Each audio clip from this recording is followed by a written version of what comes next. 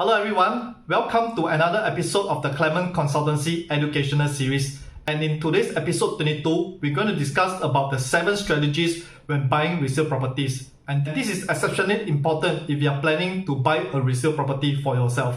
Okay, so without further ado, let's dive deep in. Okay, so over here today, we're going to discuss the 7 strategies when buying resale properties. So what are the 7 strategies? Number 1, we want to identify the stage you are currently in. Are you in the growth stage moving on to the yield stage? Or are you in the initial stage moving on to the growth stage? So it's very important to identify the stage that you are currently in. Number 2, you need to do 2 sets of loan assessment, an individual loan assessment and a combined loan assessment with your spouse. Later we're going to discuss why you need to do 2 sets of loan assessment. Alright, so loan assessment. So for Alan, age 35, drawing an income of $10,000, his loan approval will be given as such at 1.152037, and the maximum property purchase price is around $1.536 million. So let's look at the spouse, Karen, who is also 35 years old but draws an income of $8,000 a month. So with a lower income at $8,000 a month compared to $10,000 which Alan is drawing, Karen will actually qualify for a maximum loan amount of $921,000. And this also means that the maximum property purchase price of approximately $1.228 million as well. Okay, yeah, so these are the 2 individual loan assessments for Alan and Karen. And I mentioned about the combined loan assessment as well. So why do we need to know the combined loan income? So with this combined salary of $18,000, right, their maximum loan amount is approximately $2 million. And that also means a property price of within $2.764 million. So now come to the question, why do we need to know the combined income too? It's because for the purpose of ETL. If you have been following our video in episode 17, I explained the importance of using ETL when you are purchasing using this money to purchase the second property. Alright, yeah, so I invite you to revisit my episode 17 video on ETL. So point number 3, determine your condo type based on your budget. Okay, so for many people, we desire to buy the 3-bedroom, 4-bedroom. But most important over here, the fundamental is do not overstretch your finances. Okay, so later I'm going to share with you what do I mean by do not overstretch your finances. Alright, so Karen actually bought these double bay residences, a 2-bedroom, 936 square feet at District 18 and bought at $1 million from the resale market at 1,068 PSF. So this was actually explained in episode 21 as well. So in episode 22, I'm going to further discuss in detail why Karen bought this resale property. Okay, so the loan amount becomes $750K instead of $921,629. So like what I always emphasize and stress over here, do not overstretch. While Karen qualifies for a loan amount of $921,000, which is equivalent to a purchase of 1.2 million something, I told her do not need to overstretch because today I can find you a 2-bedroom at a relatively good renter and quite consistent healthy renter as well, and that gives you also a good passive income every single month without stretching your finances, and your loan amount becomes $750 instead of $921K. Yeah, so this is something that I actually emphasize and stress a lot to my clients who are buying property either for own stay or for investment. Okay, the fundamental here is do not overstretch your finances.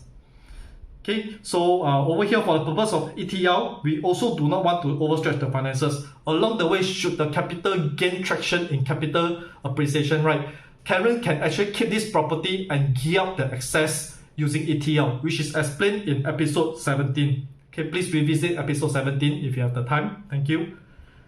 Yeah, point number 4, research the properties within your area. So while we are buying a District 18 properties in double bay residences in District 18, right, we need to research what are the properties that is also in the area, which is marketing, selling or renting. Both ways, we need to understand what is there in the District 18. So over there, we saw that it's not only limited to double residences, there's also Tropical Spring, Sime Green, Montana, My Manhattan, Tropicana condominium, which is around 500 to 600 meters radius from double bay residences. So this is very exceptionally important when you are buying resale property. You need to understand the performance of the surrounding properties that is within your targeted area. Number 5, monitor the latest new launch prices around your area. So apparently double bay residences do not have any new launches around the area. So therefore, this pointer, though important, but it's not applicable for this case study. Okay, because why? We need to understand what is the price performance of the new launch within your area, and how does that affect you in terms of sellability and renting in future. Okay, so this is actually not applicable for this case study. Number 6, determine the 12 months resale prices and the peak prices of the project. So it's essentially important to know what are the 12 months past transacted prices and the peak performance of this project as well. So over here, we know that this condominium TOP in January 2012 and has actually picked up and gained traction of around 250 PSF to $350 PSF from the day it started marketing until TOP. So for people who buy in before it was launch time, right, well, they have bought around 750 PSF, and subsequently, the few years before it reached TOP, the price actually is transacting around 1,200 PSF, that kind of range thereabout. Okay, yeah, so also point number 7, we need to find out what is the last done price of your project. Yeah, so while Karen seeks advice from me to buy a resale property, these are the 7 pointers that is needed. And point number 7, I'm going to go into details. Why is it important? So we found that in double bed residences, right, 1 bedroom, the sales price is around 700k to 730,000. So there's no rental yield and no rental range at the moment, because apparently 1 bedroom does not have any rental records at the time when she wants to buy into this condominium. Alternatively, I actually saw that the 2 bedroom was transacting between $980 to $1.23 million. Okay, with a good rental yield of around 3.44% on average. Okay. So the golden question comes over here. Karen was telling me, Clement, I want to buy a 3 bedroom, yeah, and you see this is the PSF, but I told her the fundamental here is do not overstretch. While it's good to have a bigger size unit, I deduced that the 2 bedroom is probably very comfortable for her in terms of monthly installment, where she's paying around $3,162 a month, and with the rental that was recorded, right, this also gives her a passive income as well. So that was actually documented over here. At the same time, we also know that we are buying below market prices. The last transacted over there was around 1.078 to 1.08 billion at 1152, 1153 PSF.